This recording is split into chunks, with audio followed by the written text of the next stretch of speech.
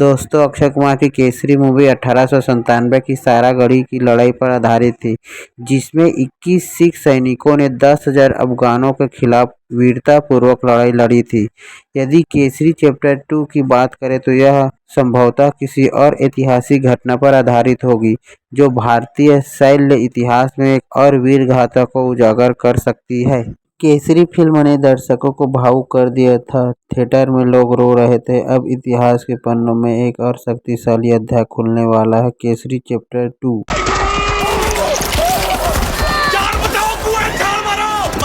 Kesari film ने दर्शकों को झंझोर कर रख दिया था। लोगों की आंखों में आंसू थे और थिएटर में इसकी गूंज सुनाई दे रही थी। यह फिल्म केवल एक युद्ध की कहानी नहीं, बल्कि बलिदान और वीरता का प्रतीक था। अब इतिहास के पन्नों में छिपी एक और गाथा सामने आने वाली है, केसरी चैप्टर 2। एक और अध्याय, एक और युद्ध, लेकिन वही जज्बा, वही शौर्य। जलियांवाला बाग हत्याकांड भारतीय इतिहास का वह काला अध्याय है जिसे याद कर आज भी दिल दहल जाता है। हजारों निर्दोष लोगों को घेर कर ब्रिटिश जनरल डायर ने नृशंस तरीके से गोलियों से भून डाला था। यहीं पर एक बहादुर भारतीय ने अंग्रेजों को चुनौती दी, सर शंकरन नायर। वह एक ऐसे ब्रेवर लॉयर थे जिन्होंने ब्रिटिश हुकूमत के खिलाफ कानूनी लड़ाई लड़ी और दुनिया को इस हत्याकांड की सच्चाई दिखाई। अगर इस पर कोई फिल्म बन रही है तो यह ब्रिटिश शासन के खिलाफ भारत के न्यायिक प्रतिरोध की अनसुनी गाथा को दिखाएगी।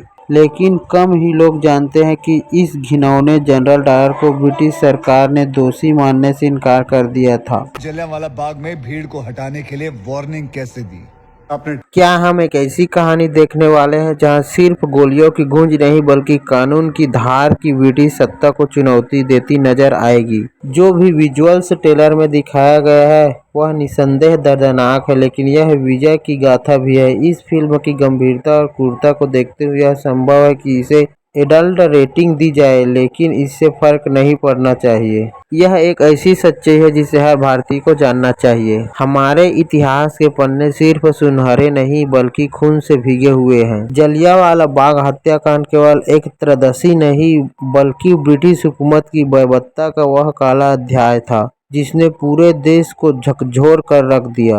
अगर यह फिल्म उन अनसुनी सच्चाइयों को सामने लाती है तो यह एक सिर्फ सिनेमा नहीं, बल्कि इतिहास का आईना होगी। यह फिल्म काफी दमदार लग रही है। अक्षय कुमार और आर माधवन जैसे अनुभवी कलाकार जब आमने सामने होंगे तो स्क्रीन पर एक्टिंग का जलवा देखने लायक होगा। दोनों की परफॉर्मेंस से फिल्म में जबरदस्त टक्कर देखने को मिलेगी। वही अनन्या पांडे की मौजूदगी भी कहानी में एक नया एंगल ला सकती है। लेकिन सबसे खास बात यह है कि फिल्म का टॉपिक बेहद गंभीर और भारत के इतिहास के गहराई से जुड़ा हुआ है। ऐसे में यह सिर्फ एक मनोरंजन का साधन नहीं, बल्कि इतिहास की सच्चाई को दिखाने का जरिया भी है। जहां तक निगेटिव सोच की बात है तो कुछ लोग हमेशा हर चीज में कमियां निकालने की कोशिश करते हैं, लेकिन जब कोई फिल्म इतिहास, सच्चाई और बलिदान को दिखाने के मकसद से बनाई जाती है तो इसे सिर्फ इंटरटेनमेंट नहीं, बल्कि एक जरूरी कहानी के रूप में देखा जाना चाहिए। ट्रेलर वाकई में दमदार लग रहा है। जनरल डायर की बर्बरता को जिस तरह से दिखाया गया है, बच्चों, महिलाओं और निर्दोष लोगों को आतंकवादी कहकर उन पर गोलियां चलाना दिल दहलाने वाला है।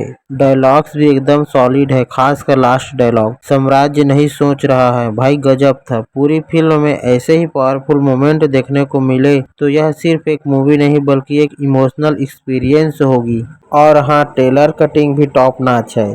इमोशन, एक्शन और इतिहास तीनों का बैलेंस सही तरीके से दिखाया गया है। अब बस इंतजार है फिल्म के रिलीज होने का। ये तो कमाल की बात है। यह सिर्फ एक फिल्म नहीं, बल्कि एक ऐतिहासिक सच को दुनिया के सामने दिखाने का जरिया है। ट्रेलर में जो भी दिखाया गया हो, चाहे एक्टिंग हो, डायलॉग डिलीवरी हो या दर्दनाक विजुअल, सब कुछ स्टैंड और हाई हिटिंग लग रहा है। और खास बात यह है कि फिल्म किसी कहानी तक सीमित नहीं रहेगी, बल्कि करोड़ों लोगों तक पहुंचेगी। जलियांवाला बाग का हत्याकांड के त्रयोदशी को सिर्फ लोग किताबों में पढ़ते थे, लेकिन अब इसे बड़े पर्दे पर देखना हर भारतीय के लिए इमोशनल और रियलिटी चेक जैसा होगा।